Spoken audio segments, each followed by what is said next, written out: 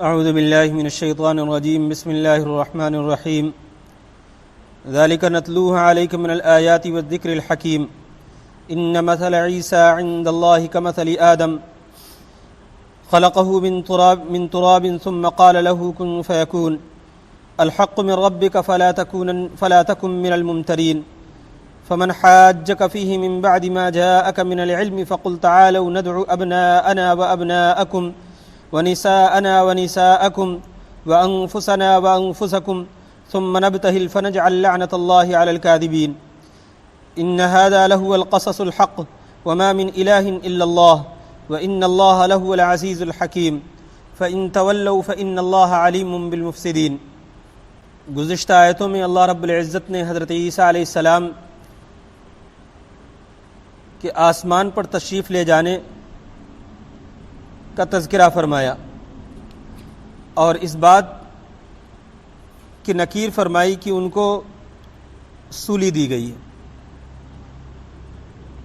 اگلی آیت میں ارشاد ہے ذَلِكَ نَتْلُوهَ عَلَيْكَ مِنَ الْآيَاتِ وَالذِّكْرِ الْحَكِيمِ،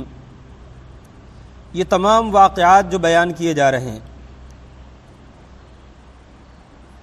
یہ وہ باتیں ہیں، یہ وہ آیات ہیں جن کو ہم آپ کے سامنے تلاوت کر رہے ہیں اور حکمت کا تذکرہ بیان کر رہے ہیں۔ یعنی اللہ رب العزت نے فرمایا کہ یہ جتنی آیتیں یا جو واقعات جو ذکر ہم بیان کر رہے ہیں آپ کے سامنے، یہ بڑا ہی حکمت بھرا ہے۔ ان مثل عیسیٰ عند اللہ کمثل آدم، یقیناً عیسیٰ علیہ السلام کی مثال اللہ کے نزدیک حضرت آدم کی طرح ہے۔ یہ دراصل نجران ایک جگہ ہے، نجران کا ایک عیسائی وفد اللہ کے نبی صلی اللہ علیہ وسلم کے پاس آیا تھا اور اس وفد نے یہ سارا مطالبہ کیا تھا حضرت عیسیٰ علیہ السلام کے سلسلے میں۔ تو اللہ کے نبی صلی اللہ علیہ وسلم کا بچپن سے جوانی تک یا نبوت کے دور تک عیسائیوں کے ساتھ کوئی رہن سہن نہیں رہا۔ اگر عیسائیوں کے ساتھ کوئی رہنا سہنا ہوتا تو ان کے بارے میں کچھ معلومات ہوتی، جیسے کہ ہم ہندوؤں کے ساتھ رہ رہے ہیں تو ان کے کچھ نہ کچھ واقعات ہمیں معلوم ہوتے ہیں، گرچہ پورے طور پر نہ ہو لیکن کچھ نہ کچھ معلوم ہوتا ہے۔ لیکن اللہ کے نبی صلی اللہ علیہ وسلم بچپن سے نبوت کے دور تک عیسائیوں سے کوئی واسطہ غرض نہیں رہا۔ جہاں پر اللہ کے نبی صلی اللہ علیہ وسلم تھے وہاں تو صرف مشرکین تھے۔ جب آپ ہجرت کر کے مدینہ پہنچے تو وہاں پر عیسائی نہیں بلکہ یہودیوں سے آپ کا سابقہ پڑا تھا، اور جب یہ عیسائی وفد آیا تو اللہ رب العزت نے اللہ کے نبی صلی اللہ علیہ وسلم کو حضرت عیسیٰ علیہ السلام کا یہ پورا سچا واقعہ بیان فرمایا۔ انہوں نے جو من گھڑت چیز تھی ان کی وہ اپنی سنائی انہوں نے،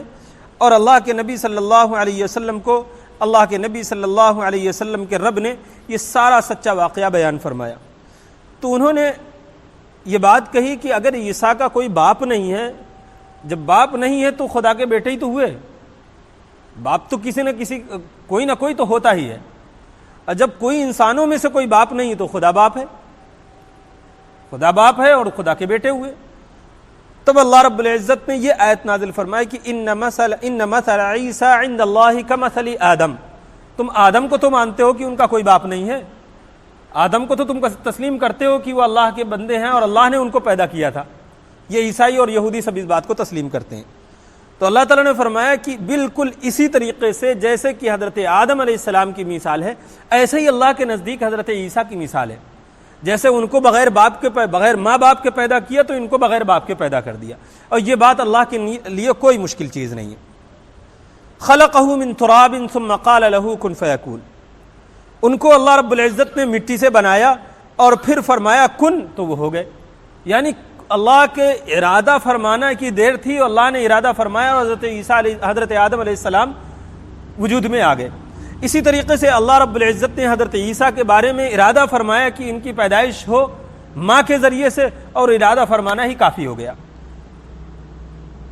الحق من ربک فلا تکن من الممترین، اب اللہ کے نبی صلی اللہ علیہ وسلم کا حکم ہو رہا کہ یہ آپ کے رب کی جانب سے یہ حق بیان کر دیا گیا، جو بات حق تھی، سچ تھی، وہ آپ کے رب کی جانب سے بیان کر دی گئی۔ فلا تکن من الممترین، ان کی من گھڑت باتوں کی وجہ سے آپ شک میں مبتلا نہ ہوئیے گا، اب ان کی من گھڑت اور بے بنیاد باتوں کی وجہ سے آپ شک میں مبتلا نہ ہوئیے گا، یہ آپ کے رب نے حق بات جو تھی، سچی بات جو تھی وہ بیان کر دی۔ فلا تکن من الممترین، آپ شک کرنے والوں میں مبتلا نہ ہوئیے گا۔ فمن حاجك فيه من بعد ما جاءك من العلم فقل تعالوا ندعو أبناءنا وأبناءكم ونساءنا ونساءكم وأنفسنا وأنفسكم، اور پھر فمن حاجک، جب اللہ رب العزت نے سارا سچا واقعہ بیان کر دیا، سب کچھ کر دیا، تو بھی وہ اپنی ڈٹے رہے اپنی بات پر، وہ عیسائی وفد اپنی بات پر ڈٹا رہا کہ نہیں حضرت عیسیٰ تو خدا کے بیٹے ہیں، ہم تو ان کو خدا کا بیٹا ہی تسلیم کریں گے، جو باتیں آپ بیان کر رہے ہیں ان سے ہمارا کوئی لینا دینا نہیں، ہم اس کو تسلیم کرنے والے نہیں۔ تو اللہ تعالیٰ نے فرمایا کہ جب آپ کے پاس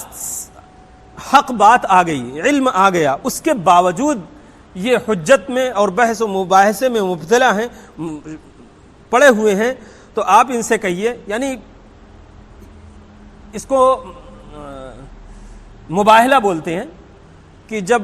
حق اور باطل کے درمیان دلائل کی پوری بات ہو جائے، دلائل پورے طور پر پیش کر دیے جائیں اور بات دلائل سے نہ بننے پائے، آدمی ہٹ دھرمی پر اتر آئے اور دلائل کی بات نہ مانے، تو اس وقت کے لیے اللہ رب العزت نے یہ چیز سکھلائی ہے کہ پھر مباہلہ کرو، کہ تم اپنے لوگوں کو بلا لو، ہم اپنے لوگوں کو بلا لیں، اور اللہ سے گڑ گڑا کر کے دعا کریں کہ اللہ ہم میں جو جھوٹا ہے اس پر آپ اپنی لعنت بھیج دیجئے، اس پر اللہ کی لعنت ہو جائے جو جھوٹا ہو۔ تو اللہ کے نبی کو یہی حکم ہوا کہ آپ ان سے کہیے کہ تعالوا ندعو ابناءنا وابناءکم ونساءنا ونساءکم، تم اپنے بیٹوں کو بلا لو، ہم اپنے بیٹوں کو بلا لیں، تم اپنی عورتوں کو بلا لو، ہم اپنی عورتوں کو بلا لیں، انفسنا وانفسکم، آپ اپنے لوگوں کو بلا لیجئے اور تم اپنے لوگوں کو بلا لو اور ہم اپنے لوگوں کو بلا لیں، ثم نبتہل، اور پھر ہم مباہلہ کرتے ہیں، فنجعل لعنت اللہ علی الکاذبین، اور پھر ہم اللہ کی لعنت بھیجتے ہیں جھوٹوں پر، اور پھر ہم یہ کہیں کہ اللہ کی لعنت ہو جھوٹوں پر۔ تو اللہ کے نبی صلی اللہ علیہ وسلم نے مباہلے کی جب یہ بات ان کے سامنے رکھی تو ان کا جو سردار تھا، شرجیل نام تھا اس کا، اور اللہ کے نبی صلی اللہ علیہ وسلم نکل کر کے آئے، آپ نے حضرت فاطمہ کو لیا، حضرت علی کو لیا، حضرت حسن و حسین کو لیا، ان کو لے کر کے آپ تشریف لائے، اور آپ نے فرمایا کہ تم اپنے لوگوں کو لے کر کے آ جاؤ، آؤ ہم دونوں مل کر کے اللہ سے دعا کرتے ہیں کہ جو ہم میں جھوٹا ہے اس پر اللہ کی لعنت ہو۔ تو شرجیل نے اللہ کے نبی کے یہ پورے گھرانے کو جب دیکھا تو اس نے کہا کہ ہم اپنے لوگوں سے کہا کہ ہم ایسی صورتوں کو دیکھ رہے ہیں کہ اگر یہ پہاڑ کو ٹلنے کی دعا کر دیں تو وہ بھی ٹل جائے گا، اگر ہم نے خدا نہ خواستہ ان سے مباہلہ کر لیا تو ہماری پوری قوم تباہ ہو جائے گی، اس لیے بہتر یہ ہے کہ ہم ان سے صلح کر لیتے ہیں۔ تو اس نے صلح کی بات رکھی تو اللہ کے نبی صلی اللہ علیہ وسلم نے وہی جزیے پر صلح کر لی کہ تم جاؤ اور جزیہ تم کو دینا ہوگا۔ ان ھذا لہو القصص الحق، یہی وہ سچی بات ہے، سچی بات حضرت عیسیٰ علیہ السلام کے بارے میں جو بتائی گئی ہے، سچی بات یہی ہے، حقیقت بات یہی ہے کہ ان کو سولی نہیں دی گئی، نہ ہی وہ خدا کے بیٹے ہیں، وہ اللہ کے نبی تھے، اللہ نے معجزے کے طور پر ان کو پیدا فرمایا تھا بغیر باپ کے، اور پھر جب مشرکین اور ان کے دشمنان نے ان کو سولی دینا چاہی تو اللہ تعالیٰ نے ان کو آسمان پر اٹھا لیا، اور انشاءاللہ دوبارہ پھر زمین پر تشریف لائیں گے اور ادھیڑ عمر میں آ کر کے پھر لوگوں سے گفتگو کریں گے۔ اور یہ پوری سچی بات، جیسے کہ انہوں نے گڑھ رکھا تھا کہ عیسیٰ علیہ السلام کو پھانسی دی گئی، سولی دی گئی، پھر وہ اپنے قبر میں دفن کیے گئے، پھر وہاں سے ان کو نکالا گیا، نکال کے پھر وہ آسمان پر لے جائے گئے، یہ لمبی کہانی انہوں نے گڑھ رکھی ہے۔ وَمَا مِنْ إِلَٰهٍ إِلَّا اللَّهُ، پھر اللہ تعالیٰ نے کہا کہ دیکھو سچی بات یہی ہے کہ عیسیٰ جو ہیں وہ اللہ کے بندے ہیں، اللہ کے رسول ہیں، اللہ نے ان کو معجزے کے طور پر پیدا فرمایا تھا۔ وَمَا مِنْ إِلَٰهٍ إِلَّا اللَّهُ، خدا تو صرف اللہ ہی ہے، اللہ کے علاوہ خدا کوئی نہیں ہو سکتا، اس لیے کہ اگر تم خدا کا بیٹا عیسیٰ کو تسلیم کرو گے تب تو تم کو خدا ماننا پڑے گا، اس لیے کہ بیٹا وہی ہوتا ہے جو باپ ہوتا ہے، اگر باپ خدا ہے تو پھر بیٹا بھی خدا، تو خدا تو صرف اللہ ہی ہے، اللہ کے علاوہ کوئی پرستش کے لائق نہیں، عبادت کے لائق نہیں، معبود صرف وہی ہے۔ ان اللہ لہو العزیز الحکیم، یقیناً اللہ ہی زبردست حکمت والا ہے۔ فَإِن تَوَلَّوْا فَإِنَّ اللَّهَ عَلِيمٌ بِالْمُفْسِدِينَ، اور پھر بھی اگر یہ بات نہ مانے، یعنی یہ مباہلہ کے بعد بھی اگر نہ مانے تو فَإِنَّ اللَّهَ عَلِيمٌ بِالْمُفْسِدِينَ، اللہ خوب فساد کرنے والوں کو جانتا ہے۔ یعنی پھر بھی اگر یہ اپنی بات پر اڑے رہے اور بات کو نہ مانا تو پھر اللہ مفسدوں کو خوب جانتا ہے، ان کے ساتھ کیا معاملہ ہونا ہے وہ بھی وہ اپنے اعتبار سے فیصلہ کرے گا۔ پھر اللہ کے نبی صلی اللہ علیہ وسلم نے جب یہ نجران کے عیسائی جو تھے انہوں نے فوراً صلح کی بات رکھ دی اور مباہلے سے فرار اختیار کی، مباہلہ نہیں کیا، تو اللہ کے نبی صلی اللہ علیہ وسلم نے فرمایا کہ اگر خدا نخواستہ آج انہوں نے مباہلہ کر لیا ہوتا تو آج یہ پوری قوم تباہ کر دی جاتی، عذاب ان کے قریب آ چکا تھا، عذاب اللہ کا ان کے قریب آ چکا تھا۔ اگر یہ مباہلے میں آ جاتے تو اللہ ان کو پوری قوم کے ساتھ تباہ کر دیتا، ان کا معاملہ ہی ختم ہو جاتا۔ لیکن اللہ کی حکمت تھی، آگے آ کر کے اتنے بڑے بڑے تاریخی واقعات ہونے تھے، ایسے معاملات ہونے تھے کہ اللہ کو ان کو باقی رکھنا تھا، جس لیے یہ مباہلہ سے پیچھے ہٹے اور یہ باقی رہے۔